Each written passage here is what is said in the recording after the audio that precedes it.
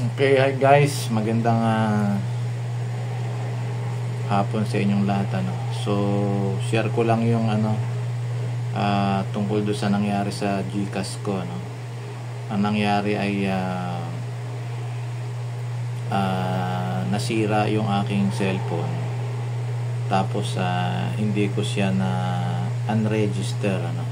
Kaya hindi ko tuloy ngayon magamit yung aking yung GCash account dahil nagkaroon ng patakaran si GCash na kailangan i-register mo yung account mo dun sa gadget o dun sa cellphone na gamit mo para dagdag security daw yun maliban dun sa OTP na ibinibigay nila Kaya lang ang hassle pala dito kapag yung cellphone mo ay nasira, yung LCD at hindi mo na unregister yon kapag gumamit ka ng ibang gadget, hindi ka makaka login doon sa iyong GCash Kaya yung dapat gawin medyo tawag ako ng tawag doon sa 2882, walang sumasagot mahirap palang tumawag doon Kaya ang pinakamagandang gawin ay mag-chat kayo doon sa doon sa GG merong lalabas doon yung chat box kay GG Tapos ang bibigyan kayo doon ng nung tinatawag na form lagay niyo yung pangalan niyo tapos yung GCash number tsaka yung yung ang tawag dito yung model ng cellphone niyo kasi ang itatype niyo doon na problema ay I forgot to unregister my GCash account to my cellphone damage yung mga ganong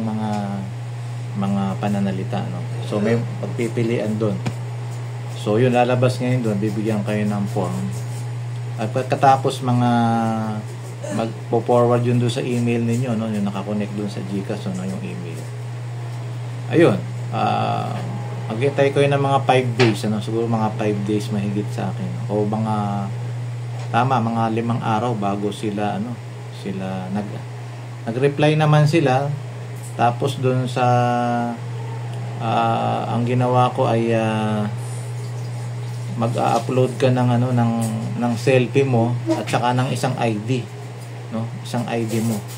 i-upload mo doon tapos bibigyan ka ng reference number ngayon tapos may message ka nila uli doon sa GCash na pwede na uli na gamitin pwede mo nang install dun sa bagong gadget mo so ganun yung ginawa ko pero tumawag ako ng umaga sa kanila dun sa 2882 uli buti na lang may sumagot sa tagal-tagal 2882 ba yun tama tapos pinalo up ko yung ticket number na binigay sa akin yung reference number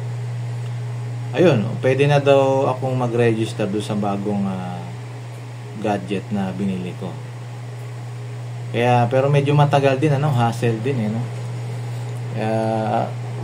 ayun lang, ganun lang yung gagawin nyo, mga friends, kapag nasira ang inyong cellphone, tapos hindi nyo na unregister, doon lang kayo magchat-chat doon sa GG, sundan nyo lang yun doon. Lagay nyo lang yung mga pananalitang, I forgot to unregister my GCash account to my damaged phone. Okay, sana nakatulong itong video na ito para mag-guide kung ano yung dapat gawin. Okay, yun lang. Maraming salamat.